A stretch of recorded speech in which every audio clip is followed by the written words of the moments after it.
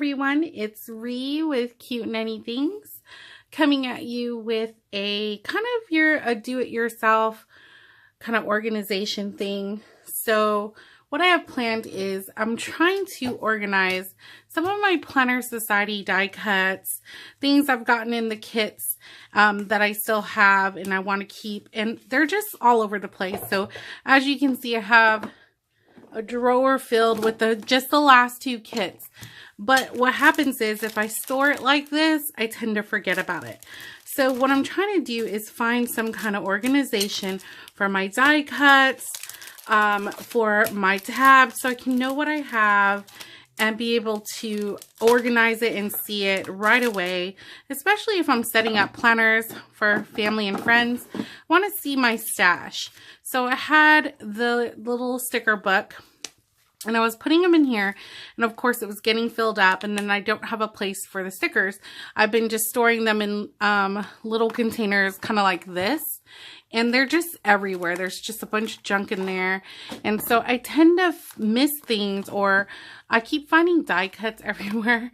So I kind of want to find some different kinds of organization. I don't want to put them in, like, I don't know. I don't want to put them away because I'm scared that I'm going to forget about them. So I came up with, I have these binders that I used to do sticker books with. And I noticed with the sticker books, it was like, I had to pull down each binder and flip through them, even though they were organized, and I didn't have them all organized, and I really didn't like it. So I did away with the sticker. Whoops, just got a sticker. Did away with the sticker books, and now I have these binders that I'm no longer using. So what I want to show you is I took some regular, what are these called? Document protectors, cut them down to size because I have a huge binder full of these.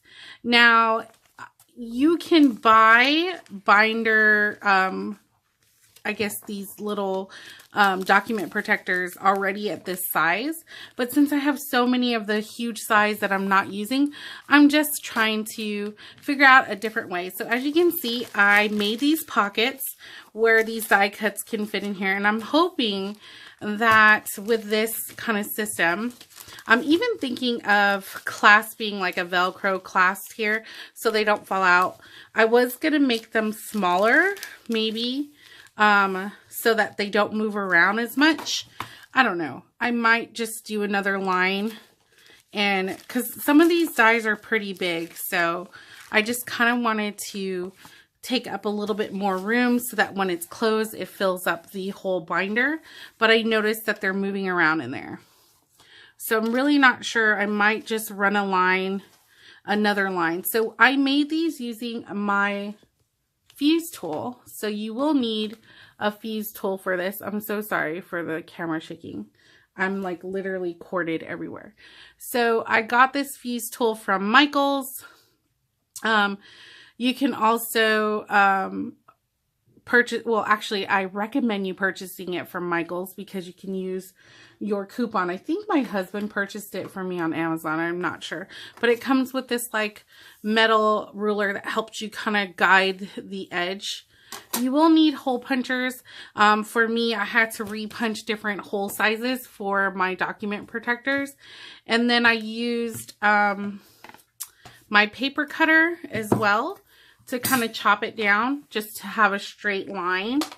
You will need to use something on the inside so when you cut your slit, it doesn't go through the back end.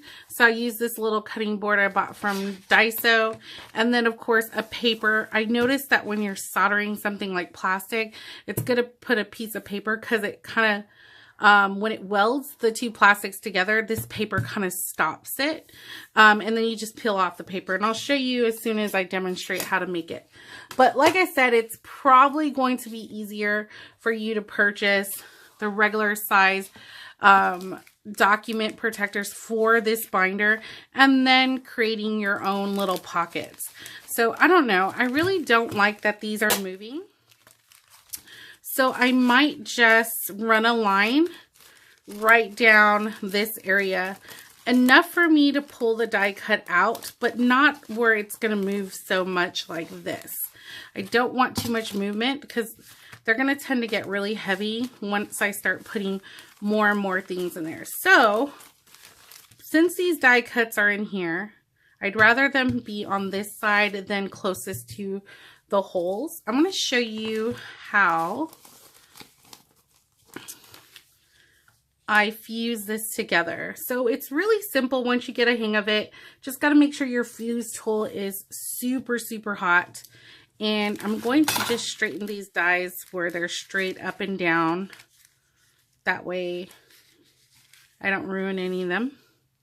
So I'm just going to run, I'm going to give it a little bit of room because I want to be able to dig in there and take the dies out. So I think I want to fuse it just a little bit more so they don't move around so much. And so I have my cutting mat, a piece of paper right on top of there, and I'm going to show you what it does. And then I'm just going to line this up as straight as possible with my ruler. I'm going to take my fuse tool and let me get in frame here, move all my stuff. And I'm just going to run it straight up the edge until I get to the opening slit. And you don't have to do it super fast because you want to make sure it fuses. And be very careful because that tool can burn you. So as you can see, it's stuck to the paper and all you have to do is peel it off. And you can see your clean edge right there. Oh, see, all my dies just fell out. That's what I was thinking. I don't know if I want to put a Velcro little, clasp on the top one just so they don't fall off or fall out. But now they're not going to move. I still can reach in there and grab the die cuts as I want to. And then this is another pocket you could probably use for something like washi strips, stickers, or long stickers.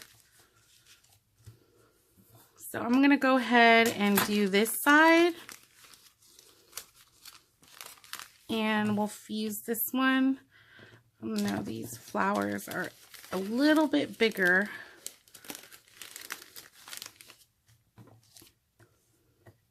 So I'll do it about there because I want to make sure I have room to dig in the pocket. And really,